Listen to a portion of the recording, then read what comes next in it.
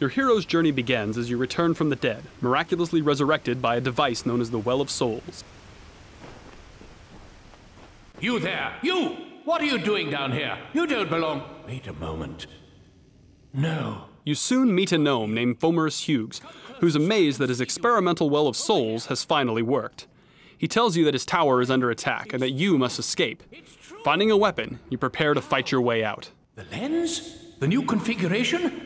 Perhaps... No, what am I thinking? No time for that now. We've got to get you out of there. Here you get your first glimpse of the Well of Souls, the place of your rebirth. Combat in Reckoning is intuitive and accessible. You can chain together basic attacks with a single button. Trouble? Well done. Collecting loot is a big part of the game. While you loot, you can compare items and decide whether they are worth equipping now or saving them to sell off later. Just by varying the timing of your basic attacks, you'll perform special moves like launching an opponent into the air and juggling him. Using your shield for a well-timed parry can open up an even more damaging attack chain on your stunned opponent. Now we've fast-forwarded to the Dalentarth region, your first introduction to the outside world of Reckoning. It's a peaceful place, a relatively safe start to your hero's journey. You now have both primary and secondary weapons equipped, and even as a melee fighter, you'll unleash powerful battle magic on your enemies.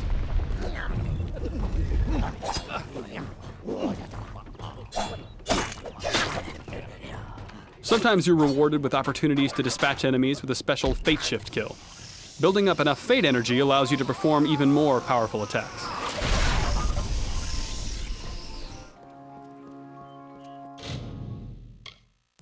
Reckoning features a robust crafting system. Here, for example, you might try your hand at Sagecraft.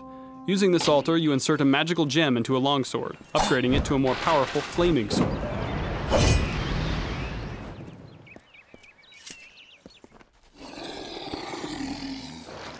Combat in Reckoning is all about the choices you make for your character, what abilities you select, what armor and weapons you equip, and what strategies you employ against various enemies. You can perform a war cry that knocks your enemies back, attack the Banchain with your hammer, attack her minions with your sword, and then use your harpoon ability to pick off the stragglers. The Quake ability sets up the enemy for another Fate Shift.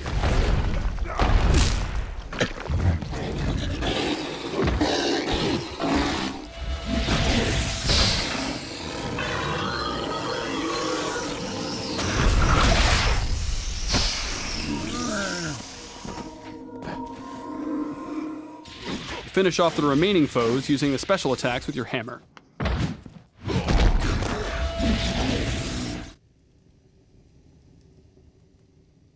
Imagine now that every choice you've made has led you down the path of the mage. You still have a shield, but it's a magical talisman, and your parry move sets your opponent on fire. You also have these chakram weapons you can use to tear through your enemies at a range.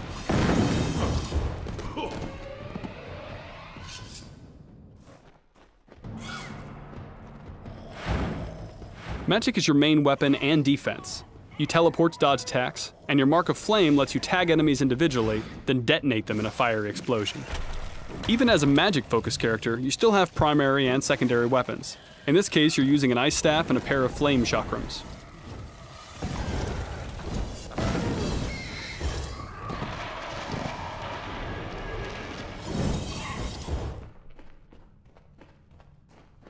For the sake of this demo, we've given you an advanced spell, Meteor. Here you can see the kind of power a high-level mage can unleash.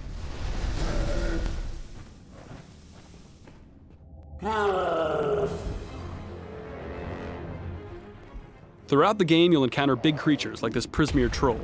Most RPGs would turn this into a highly scripted fight, but in Reckoning, these encounters are action-oriented in real time.